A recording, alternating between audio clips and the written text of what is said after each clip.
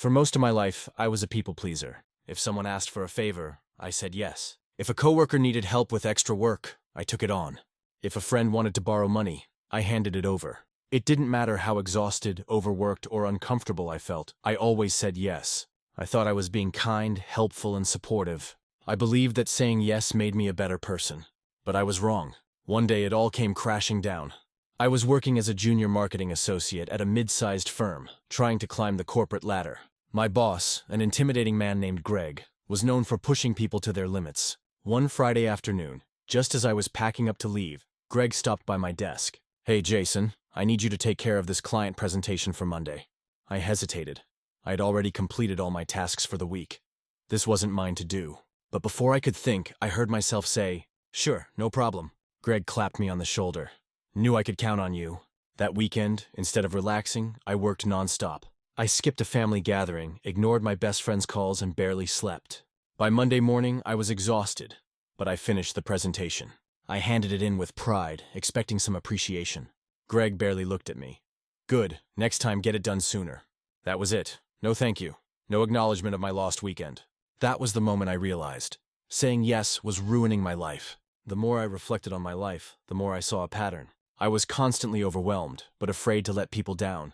I helped others, but my own needs were never met. I was always busy, but never progressing in my career. The worst part? People had started to take me for granted. They assumed I would always be available, always willing, always the one to step up. I had taught them that my time, my energy, and my well-being didn't matter. A week later, Greg stopped by my desk again. "Jason, I need you to stay late to handle some reports." I opened my mouth to say yes, then stopped. I took a deep breath. "I can't tonight. I have other commitments." Greg's eyes narrowed. "Excuse me?" For the first time, I held my ground. "I won't be able to do it tonight, but I can take a look first thing in the morning." There was a long, tense pause. Then something shocking happened. "All right," Greg grunted. Then he walked away. I sat there stunned. I had just said no, and the world hadn't ended. From that day forward, I made a commitment to myself. I would stop saying yes to things that drained me. At first it was terrifying. I thought people would get angry. I thought I would lose friends. I thought my boss would fire me. But the opposite happened. My coworkers respected me more. They stopped dumping extra work on me. My friends valued my time more. They stopped assuming I'd always be available. My boss still gave me assignments, but now only the ones that actually mattered. I wasn't just working harder. I was working smarter. And for the first time in years, I felt free. A year after I started setting boundaries, something incredible happened. I got a promotion. My boss, yes, Greg, actually praised my ability to prioritize. He said he needed leaders in the company, not just people who said yes to everything.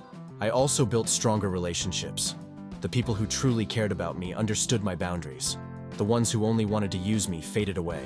Most importantly, I felt at peace. Saying no didn't make me selfish. It made me stronger. If you're constantly exhausted, stressed, and overwhelmed, ask yourself, are you saying yes out of fear or obligation? Are you putting others' needs above your own? Are you giving too much of yourself without receiving anything in return? Learning to say no isn't just about rejecting others. It's about choosing yourself. Because the truth is, people respect those who respect themselves. So stop feeling guilty. Stop overextending yourself. Say no and watch how your life changes.